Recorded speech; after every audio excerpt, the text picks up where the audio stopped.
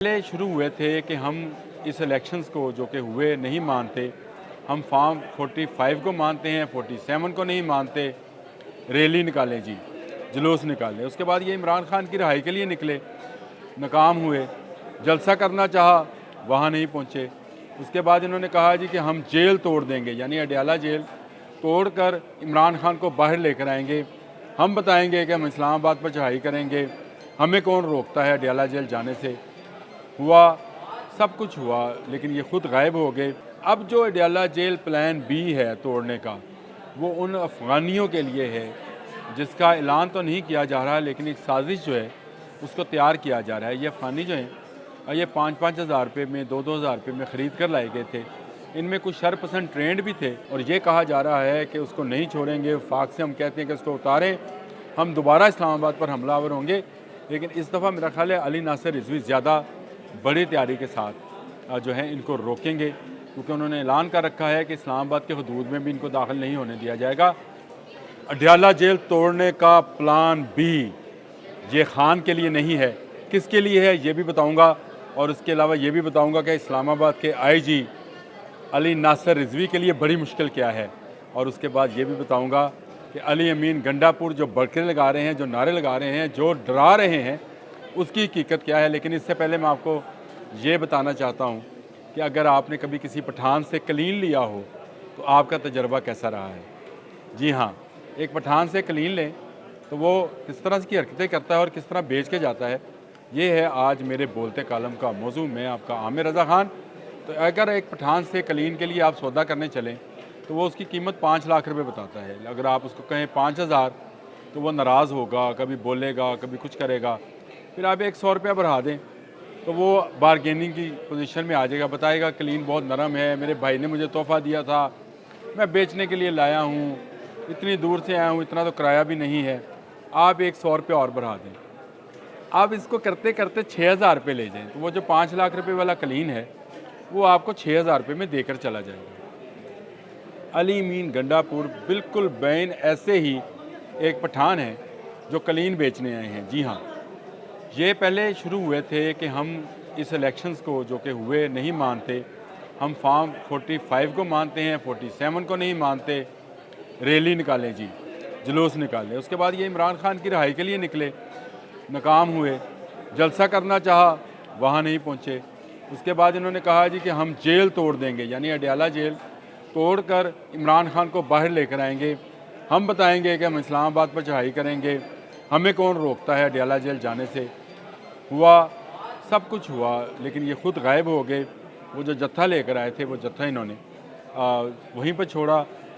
कभी कहते हैं खैबर पख्तूनख्वा हाउस में थे, फिर किसी ने बताया कि 15 अजला क्रॉस कर गए, फिर ये खुद कहते हैं 12 अजला क्रॉस कर गए। कुछ नहीं हुआ। अब सारा गुस्सा जो है वो आजकल इस्लामाबाद के आईजी पर निकाल रहे हैं, जो कि सरकारी मुलाजम है और उनका काम था इस्लामाबाद का दिफा करना। अली नासिर रिजवी फर्शनास ऑफिसर हैं और उन्होंने उस इस्लामाबाद का दिफा बड़ी कामयाबी से किया। उन्होंने इस जत्थे को हमलावर ना होने दिया, बल्कि हमला नाकाम बनाया। इसके साथ साथ 120 अफ़गानी गिरफ़्तार किए। अब जो अडयाला जेल प्लान बी है तोड़ने का, वो उन अफ़गानियों के लिए है जिसका ऐलान तो नहीं किया जा रहा, लेकिन एक साजिश जो है उसको तैयार किया जा रहा है। ये अफ़गानी जो हैं, ये 5-5 हज़ार रुपये में, 2-2 हज़ार रुपये में ख़रीद कर लाए गए थे। इनमें कुछ शरपसंद ट्रेंड भी थे, जो गोली चलाना भी जानते थे, जो गुलेल चलाना भी जानते थे, जो बंटों से लोगों की आंखें तबाह करना भी जानते थे। आपको याद होगा ये अली नासिर रिजवी वही फ़र्शनास पुलिस ऑफिसर हैं जब ये DIG ऑपरेशन थे लाहौर में, तो 9 मई का वाक़या पेश आया था और जिसमें इनकी आँख पर तार कर निशाना लिया गया और बंटा लगाया गया। और उसके बाद तकरीबन 8 से 10 ऑपरेशन हुए और अली नासिर रिजवी की ना सिर्फ जान बची बल्कि आँख भी बच गई। और जिस मुश्किल से वो वहाँ से निकले थे वो एक लंबी कहानी है जो हम सुन चुके हैं। लेकिन अब के उनको दोबारा धमकाया जा रहा है, डराया जा रहा है और ये कहा जा रहा है कि उसको नहीं छोड़ेंगे। वफाक से हम कहते हैं कि उसको उतारें, हम दोबारा इस्लामाबाद पर हमलावर होंगे। लेकिन इस दफ़ा मेरा ख्याल है अली नासिर रिजवी ज़्यादा बड़ी तैयारी के साथ जो है इनको रोकेंगे, क्योंकि उन्होंने ऐलान कर रखा है कि इस्लामाबाद के हदूद में भी इनको दाखिल नहीं होने दिया जाएगा, जो कि पहले होने दिया गया था। खैबर पख्तूनख्वा हाउस आपको पता है सील है और उसके साथ साथ जो अफ़गानी और जो शरपसंद पकड़े गए उनके बयानात भी आना शुरू हो गए हैं। उन्होंने बयान देना शुरू कर दिया कि उन्हें ख़रीद कर लाया गया था, उन्हें कहा गया था गाड़ियाँ जलाएँ, उन्हें कहा गया था अमलाक को नुकसान पहुँचाएँ, उन्हें कहा गया था कि पुलिस वालों पर हमलावर हों। बड़े इल्ज़ामात हैं, बड़े गवाह हैं। FIRs कट चुकी, आज़म स्वाति पर भी कट चुकी, उन्होंने फंडिंग की थी। अली अमीन गंडापुर पर कट चुकी कि वो इस सारे साजिश को जो है एग्जीक्यूट कर रहे थे। और इसके साथ अडयाला जेल में बैठे कैदी नंबर 804 पर भी जो है वो मुकदमा दर्ज हो चुका कि सारी शरपसंदी के पीछे उनकी साजिश थी। अब अली अमीन गंडापुर दोबारा से एक जत्था तैयार कर रहे हैं, लेकिन शायद ये जत्था अब ना आए। जी हाँ, ये मैं आपको खबर दे रहा हूँ कि अली अमीन गंडापुर के साथ जो कुछ हुआ उन 24 घंटों में जिसमें वो गायब रहे, जिसमें मैंने कहा था कि चन्ना कितना गुजारी है रात है, वो कौन सी गाड़ी थी जो निकली और वो पहुंची खैबर पख्तूनख्वा हाउस, वहाँ से अली अमीन गंडापुर को लिया और उसके बाद वो गायब हो गई। आपके लिए, मेरे लिए, खैर मेरे इन्फॉर्मर के मुताबिक तो वो गाड़ी जहाँ गई थी वहाँ बड़े खुशगवार माहौल में मुलाकातें रहीं। अली अमीन गंडापुर की सारी बातें, सारी रोयदाद उन्होंने सुनाई और फिर जाने की इजाज़त तलब की, इजाज़त मिल गई और महफूज तरीके से उनको खैबर पख्तूनख्वा की सरहद पर छोड़ा गया, जहाँ से वो अपनी गाड़ी में बैठे घर चले गए, सो गए। सोने के बाद उठे और उठ के असम्बली में आए और असम्बली में आकर धुआंधार तकरीर की।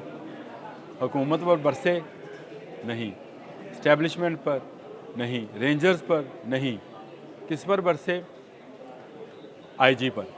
और मैं आपको ये कलीन बेचने वाले पठान का जो किस्सा सुना रहा था, 5 लाख का कलीन जो है 6000 में दे जाते हैं। अब मुझे ये लगता है कि तरनौल के जो इंस्पेक्टर हैं या SHO हैं उन पर ये बरसेंगे, ये IG से भी निकल जाएंगे।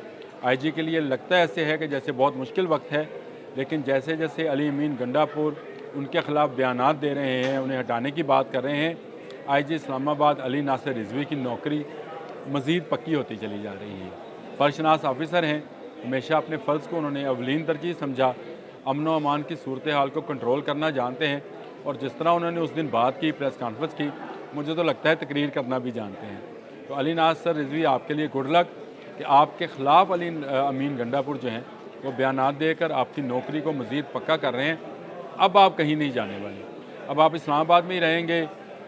अली अमीन गंडापुर आए, अलीमा ख़ान आए, आज़म स्वाति आए, कोई भी आए, अव्वल तो आएगा कोई नहीं, क्योंकि अब अफ़गानियों को छुड़ाने कौन आएगा। लेकिन हुकूमत से हमारी ये दरख्वास्त है कि जिन अफ़गानियों को गिरफ़्तार किया गया है उन्हें आप बॉर्डर पार कराएँ, उनको ब्लैक लिस्ट करें और जो जो अफ़गानी इस तरह का जो कि शरपसंदी में मुलव्वस है, बाकी जो यहाँ पे काम कर रहे हैं, जो रहते हैं, उनके मुतालिक हम कुछ नहीं कहते। अगर वो लीगल हैं तो रहें, इलीगल हैं तो उनको निकाला जाए, लेकिन इनको ब्लैक लिस्ट करके निकाला जाए ताकि बाकी अफ़गानियों को ये सबक हासिल हो कि 2000, 4000, 5000 लेकर वो पाकिस्तान की अमलाक को, पाकिस्तान की साख को नुकसान नहीं पहुँचा सकते हैं। आज के लिए इतना ही। अल्लाह हाफ़िज़।